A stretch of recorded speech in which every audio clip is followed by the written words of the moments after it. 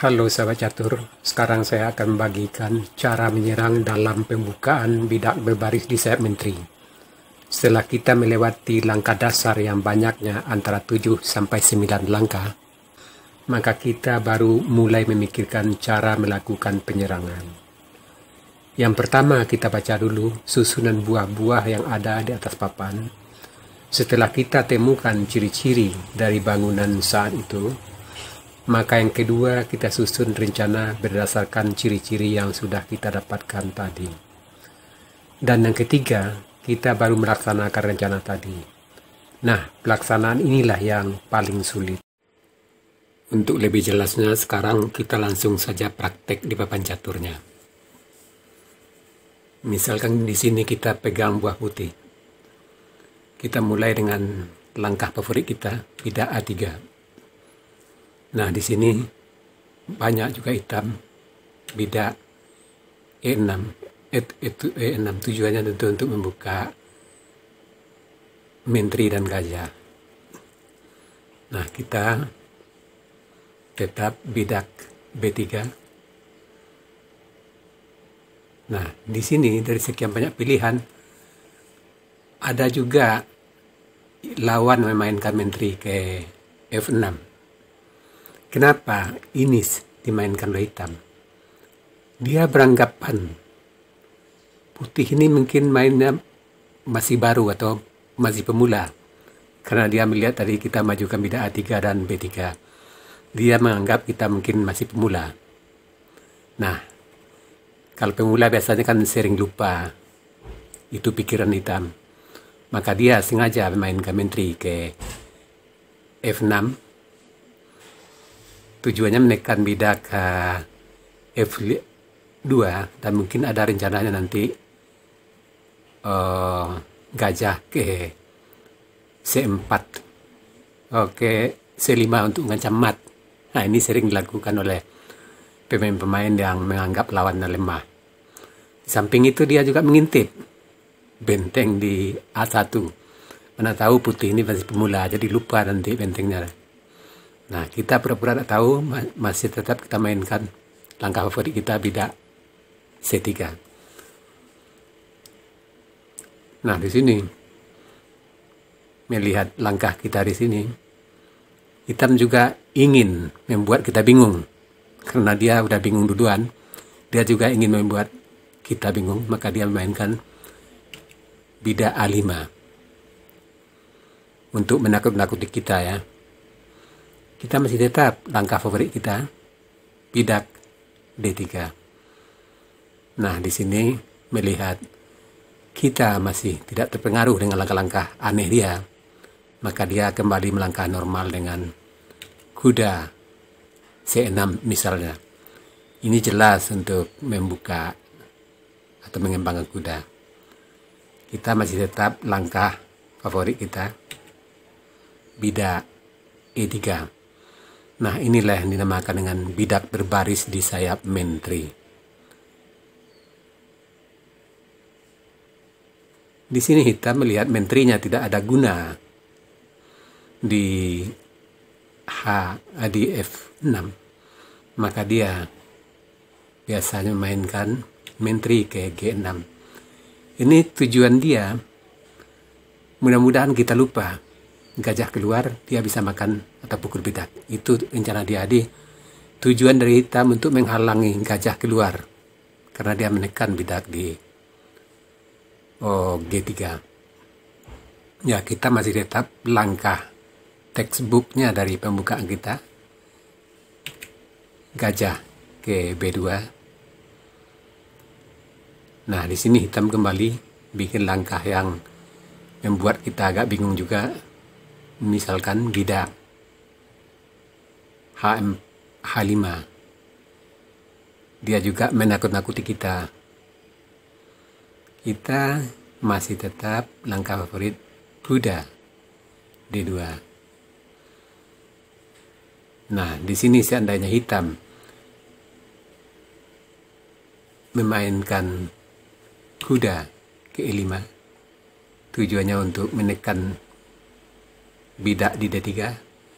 Maka sampai di sini tentu kita tidak bisa lagi memainkan langkah textbooknya dari pembukaan kita. Karena bidak ini sudah terancam. Maka kita tentu melindungi bidak dulu. Di sini mungkin yang terbaik menteri ke OE2. Nah, hitam seperti biasa. Banyak pilihan, tapi yang paling logis tentu kuda. OF6 tujuannya pengembang kuda dan juga nanti persiapan rokade. Dan di sini kita juga bisa menghidupkan gajah di B2 dengan bidak maju C4 sambil mengancam kuda, dan diagonal kita sudah terbuka. Di sini seandainya hitam lari, tentu dia kalah tempo.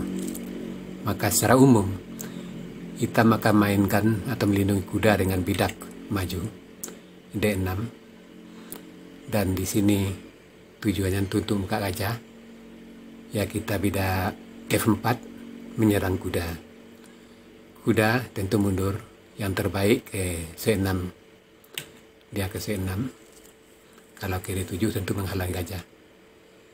Dan di sini tentu kita kuda G F3, tujuannya jelas, pengembang kuda dan persiapan untuk rokade.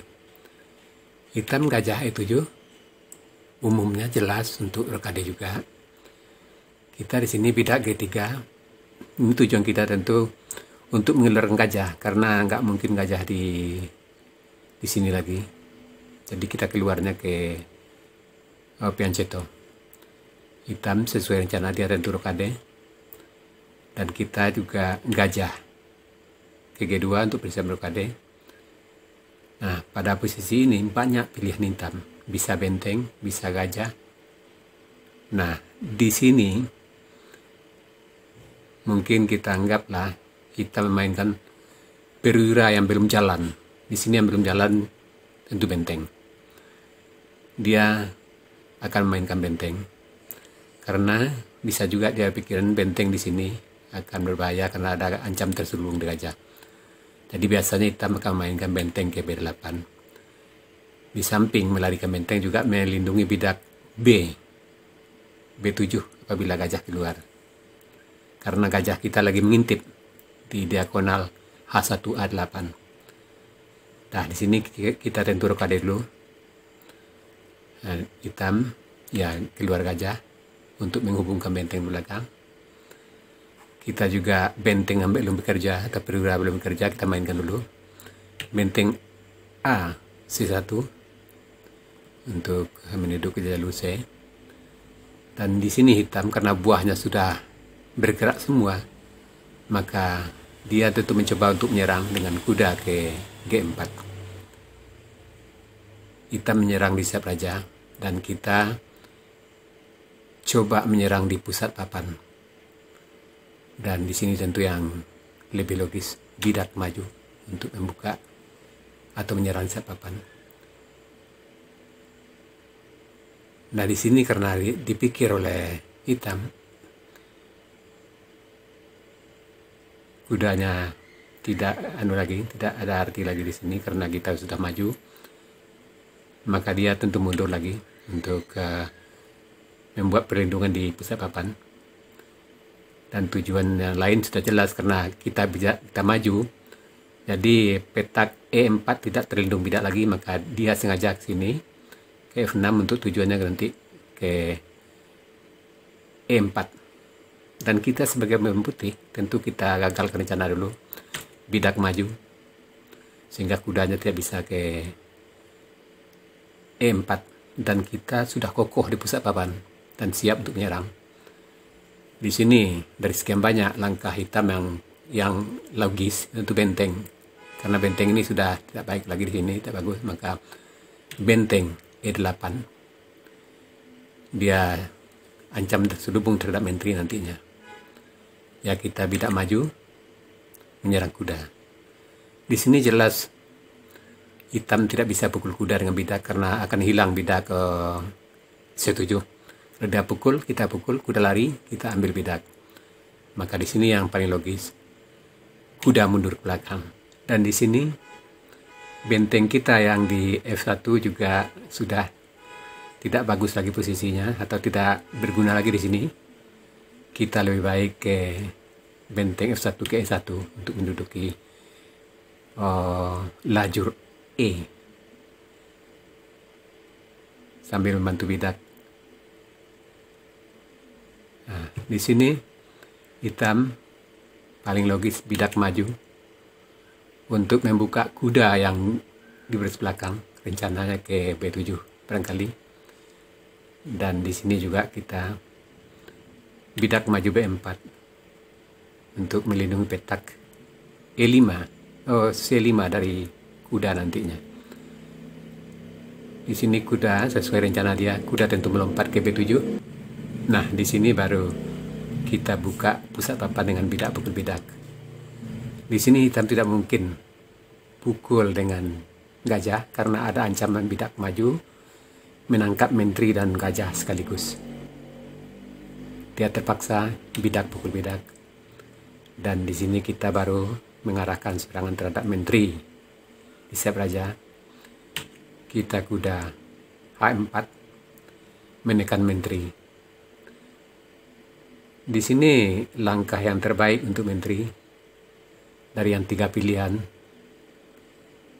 jelas menteri ke H6.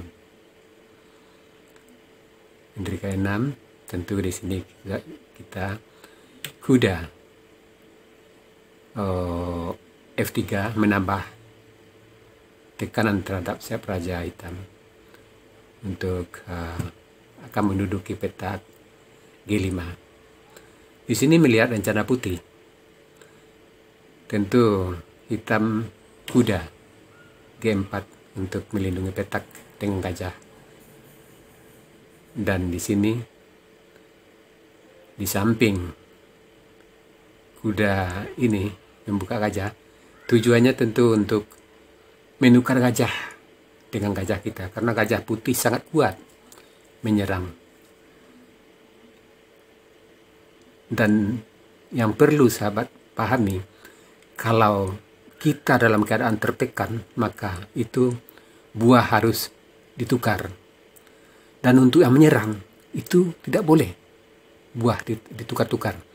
Kalau buah kita tukar, kalau kita lagi menyerang, berarti serang kita lemah. Dan akibatnya setelah pertukaran tentu buah-buah penyerang kita akan berkurang. Di sini sebelum hitam berencana untuk menukar gajah, maka kita harus melarikan gajah dulu ke C3. Dan bila dia menukar, kita bisa lari. Dan di sini umumnya melihat gajah di C3 karena berbahaya, tetap hitam berniat untuk menukar dengan gajah ke F6. Dia berharap kita harus menukar gajah. Tapi di sini kita sesuai dengan teorinya, kalau kita menyerang jangan tukar-tukar buah. Maka kita gajah ke D2. Menghindari pertukaran dan juga ada ancaman terselubung terhadap menteri. Di sini melihat putih gajahnya mundur, tentu hitam gembira karena dia bisa menangkap benteng atau bidak. Jelas secara umum lawan akan mainkan gajah mengancam benteng dan hitam sudah merasa unggul. Karena kalau benteng lari, maka bidak akan hilang.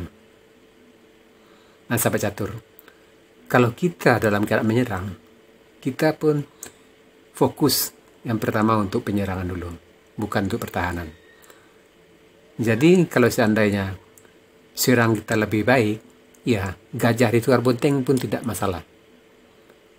Nah, di sini karena benteng kita juga tidak ada penyerangan, sedang gajah kita sudah menyerang, maka kita abaikan saja.